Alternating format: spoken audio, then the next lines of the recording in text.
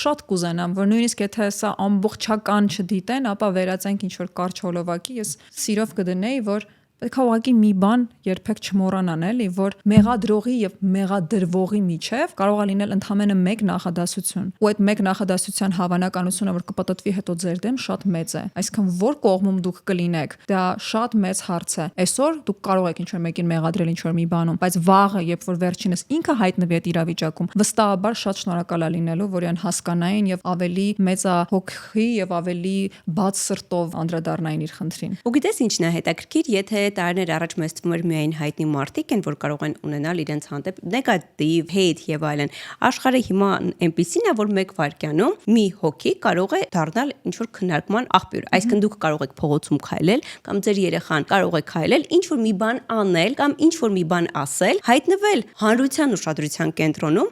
եւ ուղղակի մարդիկ, պետք է այդ բառը ասեմ, ուտեն ձեզ։ Որոշ ժամանակ առաջ մեր ծանոթ մեկի երեխան ինչ-որ տենց հումոր էր արել, սեպտեմբերի 1-ին բալիկների էին խոսացրել։ Ու այդ ճստոյի 6 տարեկան երեխայի ինչ-որ հումորը դարել էր առիթ, որ բոլոր սոցցանցերում այդ երեխայի ծնողներին, ով ոչ մեկ չի ճանաչում, բոլորը փորձեին ոսկորները լվանելու։ Հասկանում ես, որ այդ առումով մենք շատ վտանգավոր ժամանակներում ենք ապրում, իսկ լուծումը ուղղակի լինել ուժեղ ու պատրաստ։ Անտարբեր, իսկապես։ Երևի թե Ինչպես մի հատ այսպես շրջան կար, բոլորս խոսքի